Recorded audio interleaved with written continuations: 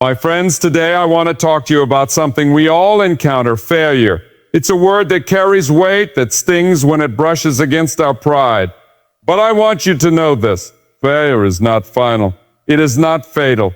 And most importantly, it is not a sign that you are forsaken. There's a lie that whispers into the hearts of many, you failed, so you're not worthy. But let me tell you the truth. Failing is not a verdict. It's a lesson.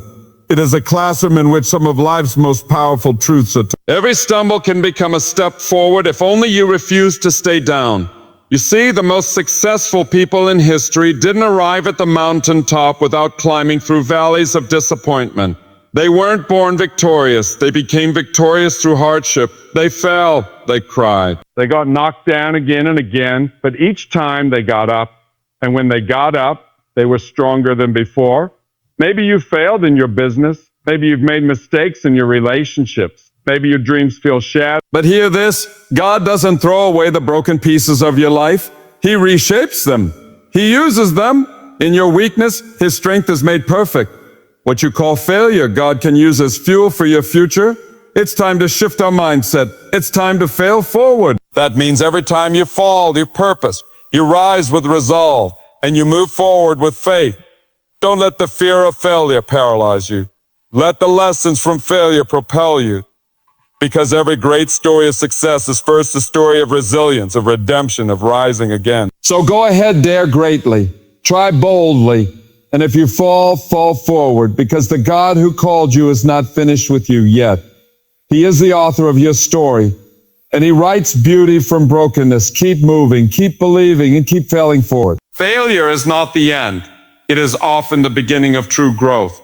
This truth may sound simple, even cliché, but its power is undeniable when you truly let it settle in your heart. Most people view failure as a stop sign, a final destination that signals defeat, disappointment, and disgrace. But in reality, failure is not a wall that keeps you out.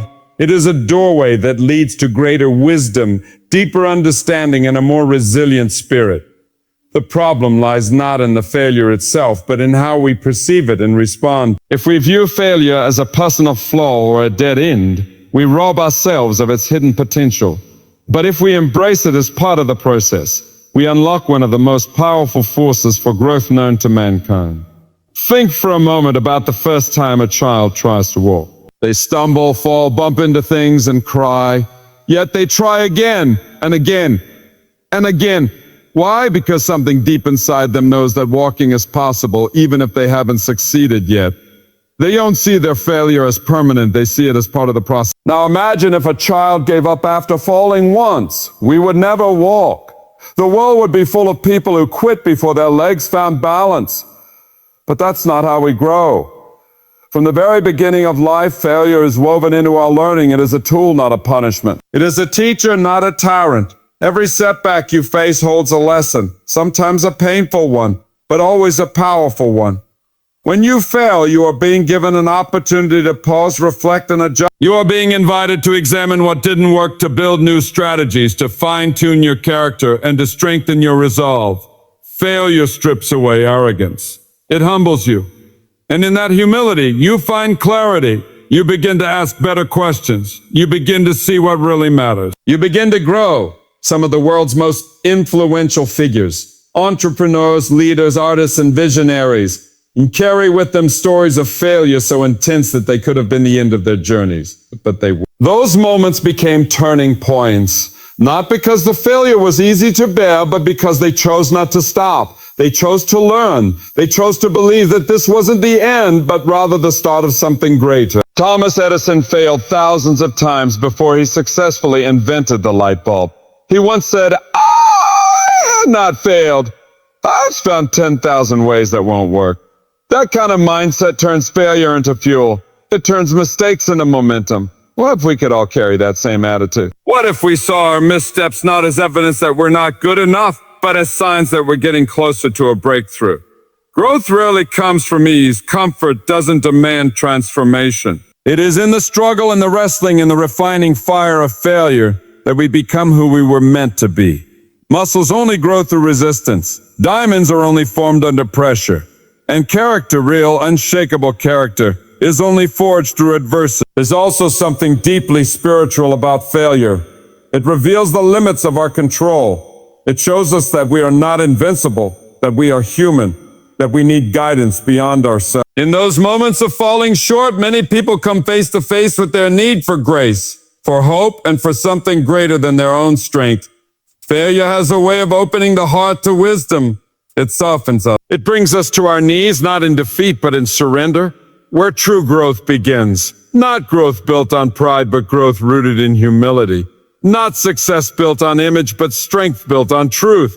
Failure also invites us to be more compassionate toward others and toward ourselves. When you've fallen and had to crawl your way back up, you don't judge people so quickly.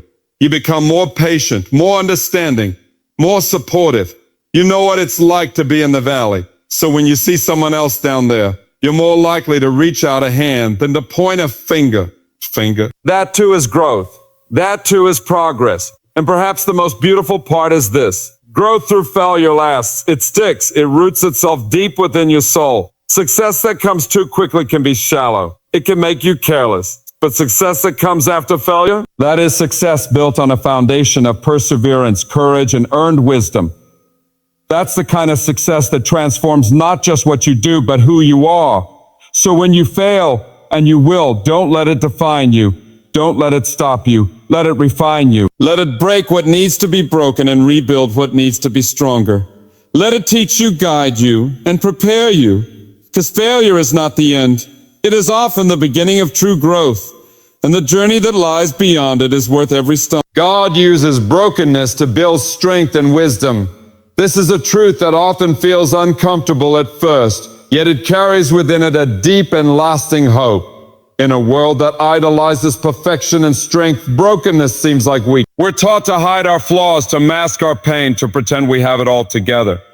But in the hands of God, brokenness is not a sign of failure. It's an opportunity for transformation. It's not the end of the road. It's the place where a new journey begins. The cracks in our lives are not meant to shame us, but to let His light in. Many of the most powerful lessons in life don't come from our successes. They come from our struggles. It's in the moments when we feel shattered, when our plans have fallen apart, when our hearts are heavy, and we feel like we can't go on. That's where God does His deepest work. He doesn't require us to be whole before He moves. In fact, He often waits until we are completely undone, because it is in that place of surrender that He can begin to build something new in us. Not just a temporary fix or a surface-level recovery, but a deep, lasting change that grows out of wisdom and strength. The Bible is filled with stories of broken people being used by God to do extraordinary things. Moses was a murderer and a stutterer, yet God used him to lead an entire nation to freedom. David committed grave sins, yet was called a man after God's own heart. Peter denied Christ 3 times, but he became a cornerstone of the early church. Paul persecuted Christians, but went on to write much of the New Testament. What all these men had in common was not perfection. They were broken, but in their brokenness, they became powerful instruments in the hands of a mighty God. Their pain became their platform. Their wounds became wisdom. Brokenness has a way of stripping away the illusions we cling to. Our pride, our self-reliance, our belief that we can control everything. When life breaks you, you begin to see more clearly. You see how fragile your strength really is. You see how temporary the things of this world are. You begin to ask deeper questions, to cry out in ways you never did before, to lean on God in a way you never knew you needed to. And in those moments, God meets you, not with judgment, but with grace, not with condemnation, but with comfort. He doesn't just fix you, He remakes you. There's something about brokenness that opens the door to wisdom. Not the kind of wisdom that comes from books or lectures, but the kind that comes from lived experience.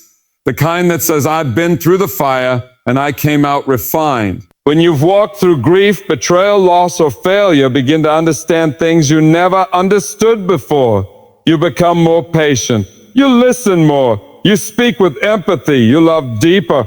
You stop taking things for granted. That's not weakness, that's wisdom. And that wisdom is often born from the ashes of brokenness. Strength built in brokenness is a different kind of strength. It's not loud or boastful. It doesn't need to prove itself. It's quiet, steady, unshakable. It's the kind of strength that has been tested and has endured. It's the strength that comes from knowing that you survived what was meant to destroy you. And not only did you survive, but you were shaped by it. You found out that your strength wasn't in your talent, your resources, or your reputation. It was in your faith. It was in your ability to keep going when everything around you said to stop. It was in the peace that passes understanding, the kind that only comes from trusting God even when nothing makes sense. Sometimes we ask God to remove the brokenness, to take away the pain, to fix everything immediately. And sometimes He does.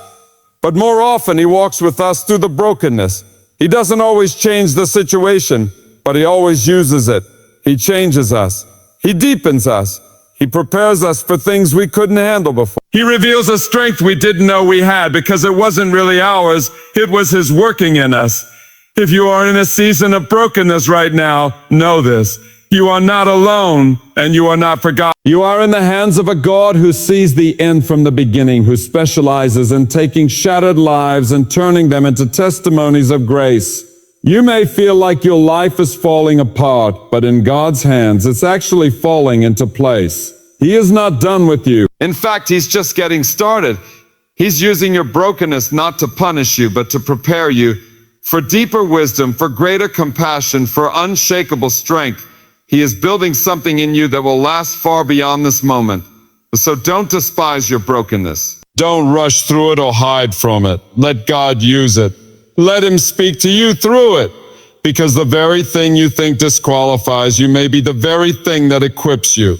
And the strength and wisdom you gain in this season may be the very tools you'll use to help others in theirs. Each mistake is a stepping stone, not a stumbling block.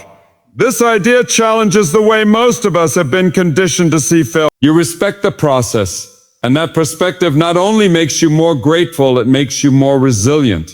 You don't fear failure anymore because you've already walked through it and survived. Perseverance also breeds authenticity. When you've struggled, when you've experienced disappointment and loss, you stop pretending. You become real. You become someone who can inspire others, not just because of your victories, but because of the honesty of your journey. People are moved by those who have endured. They're drawn to stories of grit, of falling 7 times and standing up 8. That kind of journey carries weight. It connects. It encourages. It reminds others that their own failures are not the end of the story. There is also a quiet confidence that perseverance builds. It's not loud or showy. It's the kind of confidence that says, I've been through the storm and I'm still here. That kind of confidence can't be bought. It can't be fake. It can only be earned in the trenches of life. When quitting felt easier, but you chose to endure. That kind of strength becomes a foundation for everything else. It influences how you lead, how you serve, how you love, and how you grow. When you persevere through failure, you also discover your purpose in a deeper way. Failure has a way of refining your goals. It strips away what doesn't matter. It forces you to ask hard questions. Why am I doing this? What do I really want? And what am I willing to sacrifice to get there? That clarity becomes a compass. It keeps you focused when distractions come. It helps you stay grounded when success finally arrives. So many people give up right before their breakthrough. They see failure as the end, not realizing it was just the middle of a story.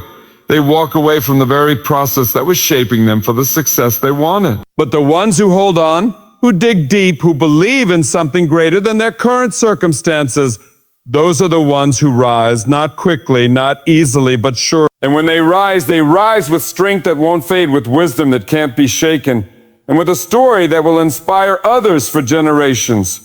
Success that is shaped through perseverance is not only real, it is rich, it has depth, it has meaning. It's not about how fast you get there.